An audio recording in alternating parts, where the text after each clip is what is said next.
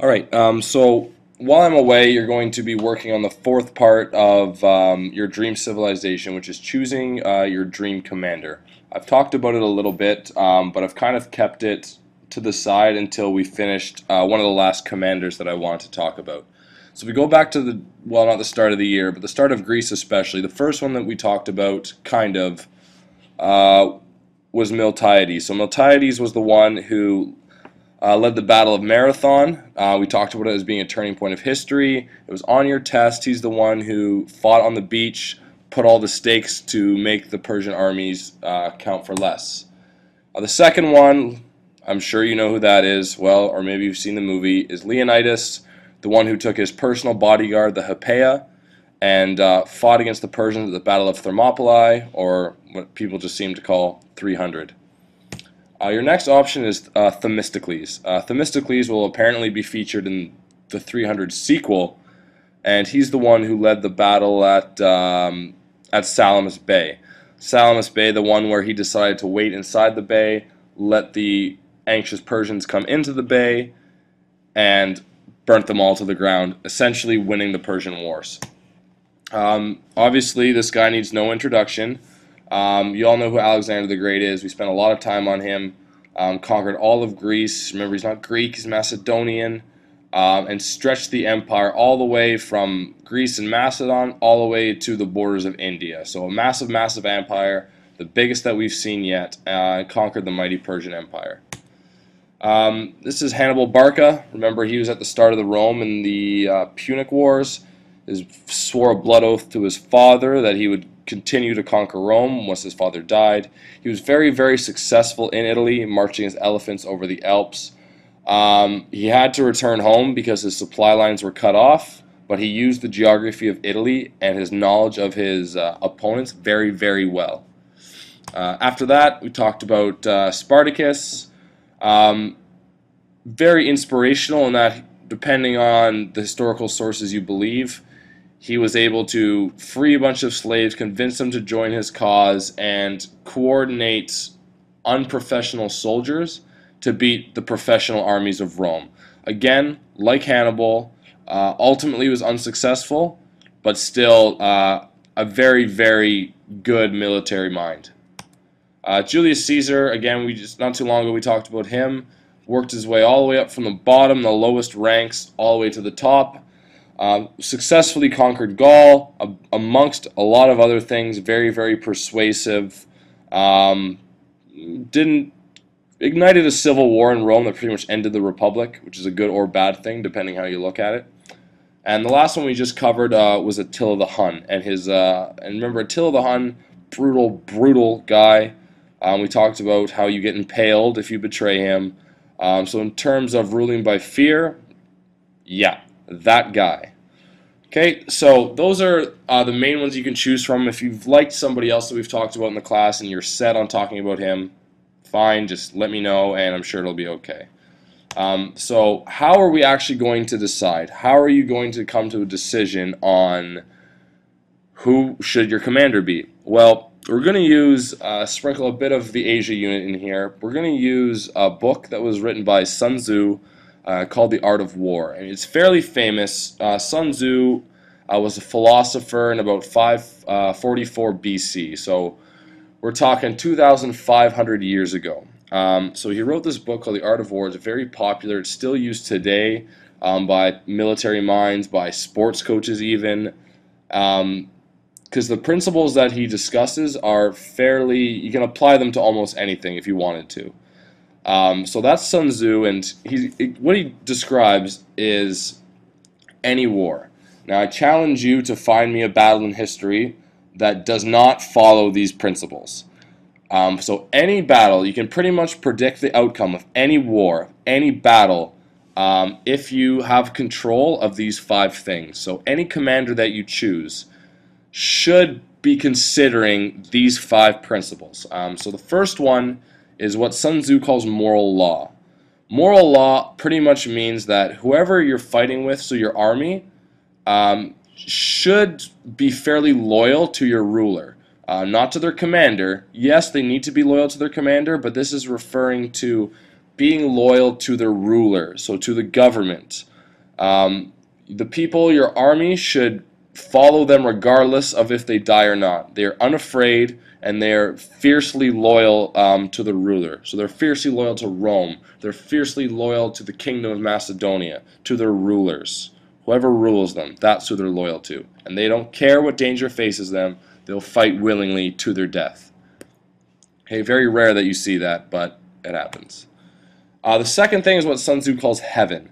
Heaven refers to more of the seasons, so the day and the night, cold and heat. I mean, do you want to fight an enemy at night? Do you want to take them by surprise in the morning? Do you want to fight them in the cold? Do you want to fight them when it's raining? When do you fight a battle? When is the opportune time? The answer depends on many different factors, but whoever your commander is should understand when the best time is to fight. Remember, for example, Hannibal Barca. Okay? Remember at the Battle of Trasimene? He remembered that in the morning there's a fog that rises from the lake, and he used that to his advantage. Okay? He used heaven, what Sun Tzu refers to as heaven, to his advantage to defeat the Romans. Okay? The fourth thing is earth. Okay? So we have heaven and earth. Earth is more where, the geography. Okay? So this is narrow passages. Danger and security. Are you safe in this location? How far is it do you have to travel? So an example of this would be the Battle of Thermopylae. King Leonidas used earth to his advantage. He realized, or he thought at the time, that the two mountain passes would protect him because you couldn't get around the mountain. So he thought. And he used those very narrow passages to make the Persian numbers count for nothing. Or not count for nothing, but much better than fighting an open battle. Oftentimes commanders will think of this in the chances of life or death. Okay, so this is sometimes they always say in military terms, you want to take the higher ground. The higher ground is always an advantage. Okay, so this is, the heaven is when, the season, the elements. This is the physical earth. Okay, so if it's a narrow passage, if it's an open plain, is it in the mountains, is it in the desert? Why? Why is that important? Okay, your commander should know that. The fifth important thing in any battle is actually the commander himself, which I'm going to talk to you about in 2 seconds. The sixth thing is actually the army. How the army is run, orders of command, graduation amongst the ranks, maintenance of road and supplies, what the army actually does. Okay, so if you look at a great army that was run efficiently, look no further than the Roman army. Okay, organized into clear legions. We knew that the centurion was the leader of their little cohort, and it was very, very organized, and it ran very efficiently, which made them such a great army for such a long time. Okay, so now the big part here is the commander himself, because that's essentially what you're choosing. So to summarize what we just went over, 5 important things in any war. And if you have all 5 of these things on your side, you can win any battle. Again, I challenge you to find a battle in history where that's not true. So if your people are loyal to you, if you have control of when the battle's fought, you have control of where the battle's fought, the commander of your army is good, and your army operates efficiently, there's no reason why you should lose, unless you were wrong in one of those 2 areas, or 5 areas, sorry. Okay, so the commander. I've put a little translation there because Sun Tzu uses big fancy words, or at least the translation of Sun Tzu's Art of War uses big fancy words. So the most important thing of a commander is a commander should be smart, trustworthy, caring, brave, and also strict. So it's a fine line there. But for the first one, he needs to be smart or have a lot of wisdom. So he needs to know different strategies of war. He needs to use different tactics. He knows how to understand different battle formations, how to use the landscape to his advantage. And in any battle, things might not go your way. You need to be able to adapt and change. Okay? You'll notice that there's no Persian military commanders on here because they didn't do that. They weren't very wise. They had no strategy. They charged everybody full force, didn't adapt, didn't change, didn't use the landscape, and for the most part, by Alexander and the other Greek generals, they got beat. Okay, so you want somebody who's very smart. Not a big surprise. Trustworthy means, can you trust the general to act in good faith and to not act irrationally for personal gain or reward? So this one is going to be a key for some of you. Can you trust, for example, say you have your government, your empire, your republic says, Alexander, we want you to go attack Spain, for example, and come home. Can you trust that Alexander, knowing what you know about his personality, will do that? If you can, he could be your guy. If not, maybe not. Attila the Hun, what does he fight for? We know that he fights for money. Okay, do you think he's going to listen to you if there's a lot of money on the line? Maybe. You'll have to tell me. But it's very important to consider, can you actually trust the guy you're putting in charge of your army? Benevolence just means, does he care for his men? Okay, so after a long day's battle, does he give them beer and wine and money and, women and things that male soldiers would want? Or does he barely feed them, treat them like crap, things like that? Okay, so although at times a ruler needs to be strict, which you'll see in a second, he also needs to care for the men who are fighting for him. Okay, some of the generals that we've listed do, others don't, so it depends. Okay, remember Caesar, after a big victory, let his men go for a night on the town, get drunk, do whatever they want, as long as they fought for him the next day.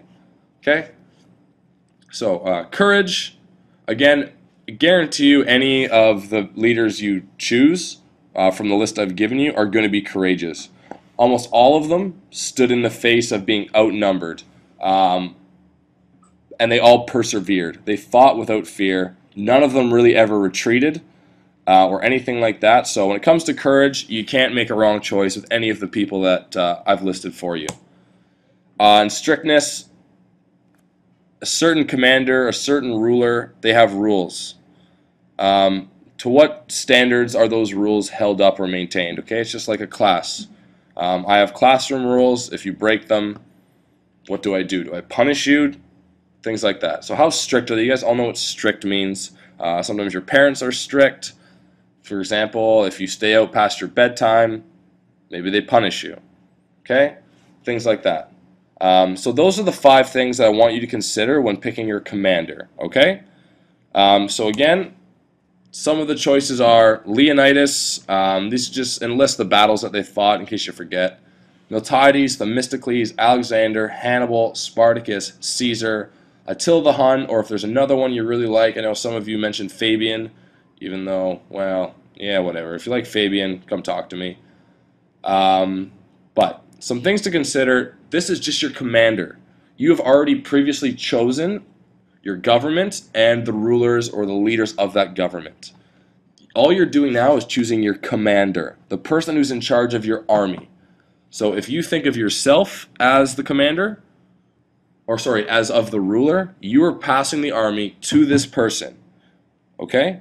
So your general should, or your commander should listen to the government. And also your selection should be relevant of the goals of your civilization, and often the location. For example, if your goal is to preserve the peace, well, then maybe you don't want to choose Caesar or Alexander or somebody more ambitious. Maybe somebody more conservative like Miltiades or Themistocles, who don't really have goals of world domination, is a better choice for you. The location can come into play. For example, if you're in Japan, you might not want somebody like Attila the Hun, who fights mostly on horseback and things like that. You may want somebody with a better naval understanding because you're an island like Themistocles. But just don't base it on where they've come from before. So you're not going to say, I'm in Macedon, so I chose Alexander. I'm in Italy, so I chose Caesar because he's from there. And things like that. Do not do that. Remember, it's the same thing with your commander. I mean, with your rulers. Just think outside the box, and you guys will do fine. So if this doesn't make sense to you, come tomorrow with questions, and I'll answer all of them. And we can you'll have a work period to do a bit of this on Friday. All right. If you have any questions, again, please ask.